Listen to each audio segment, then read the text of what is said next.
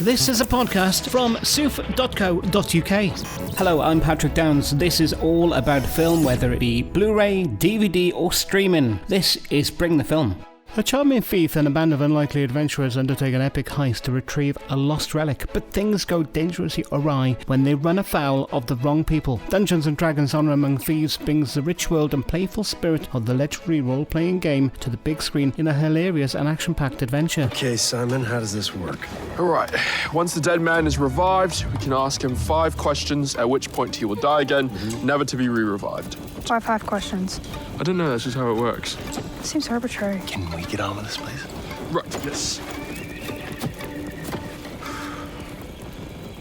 Perlamon tergatis. Maybe I'm not saying it right. I wasn't scared, nearly startled.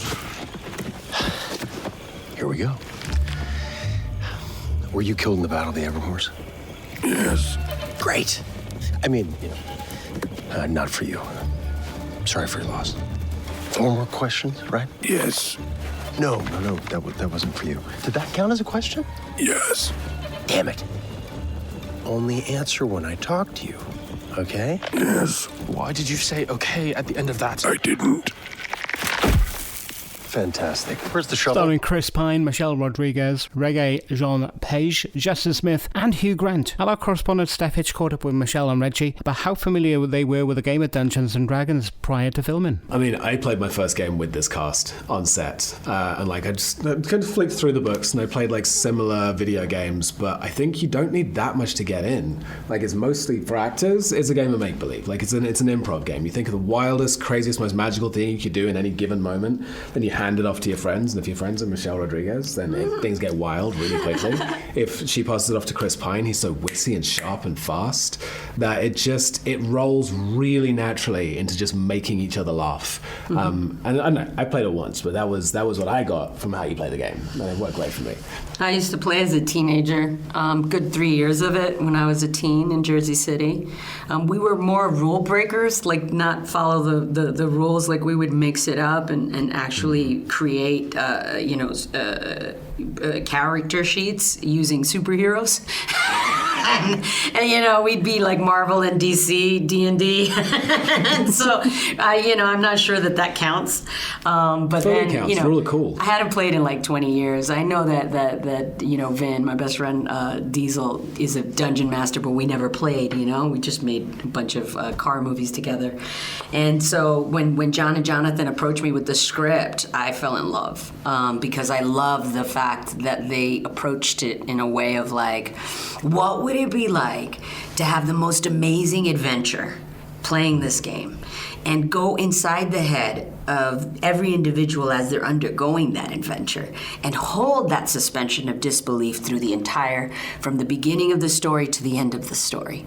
And I was like, that's, how you make a D&D movie, because there's just so much history. You got 50 years of history. You've got hundreds of thousands of humans around the world spending hundreds of thousands, if not millions of hours playing this game over the course of 50 years. You got to pay respect to that. You can't just say, oh, we can make some money off this brand and make a movie. You have to really care, And I felt that John and Jonathan do. So hopefully they did justice to it all.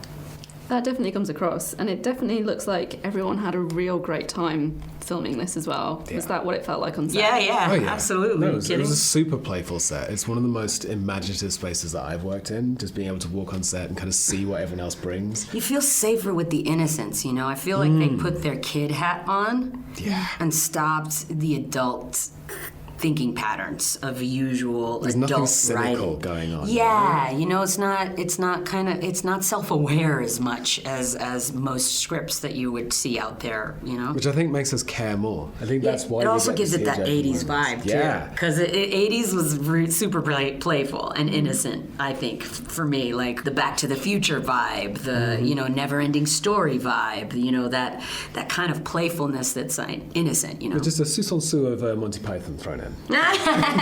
Well, of course, yeah. They are witty. Michelle, at this point, I think there's probably nothing that you couldn't fight on screen. And that's really, I love watching that. How did you find the physical preparation for Holga? I I think it's the most that I've ever had to do. I'm not a big fan of discipline. You know what I mean? I usually try to weasel by as much as I can, but it's tough, you know, because I had to gain a good 15 pounds of muscle before going on set. So that's 3 months of preparation before going to Northern Ireland. Then once I get there, I have to maintain that 15 pounds of weight and muscle. So that's working out 5 times a week. It was a lot, and then that's not including the choreography, 3 months of prep on that. So yeah, I mean, I gave it all to you guys. I hope it's good. I appreciated it. Those are my favorite scenes. They're amazing. Thank you. Well, you also have an amazing sword fight scene. Thank you very much. What was that learning So that choreography badass. was like? Similar. Didn't put on 15 pounds of muscle. I left that to Michelle. Let her have it. I was built for dexterity. You know, that was my dump set. That's where I was going. But same thing. Just like hours and hours and hours in the stunt tent. Hours and hours and hours of like just getting fit enough to do it as well. Because if you go and take after take in the armor, in the cape, you gotta have a certain level of fitness. So they made me sweat for it. I felt like I earned it.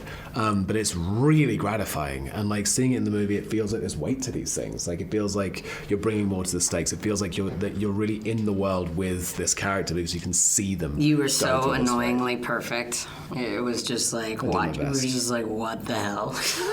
And he did not just do that. Did he just do that?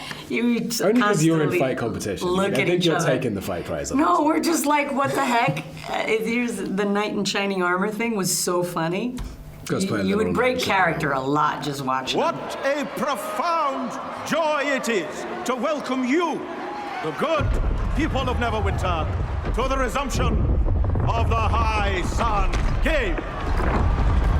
Do not leave the arena till the close of the games, as there will be a wonderful gift for each and every one of you. Dungeons & Dragons Honor Among Thieves is available now. And with that, thanks for checking me out on the Bring the Film podcast today. I'm Patrick Downs, and you can keep in touch across Twitter at I'm Patrick Downs, also on Instagram or facebook.com/officialpoptart. And there's also the website soof.co.uk. This is a podcast from soof.co.uk.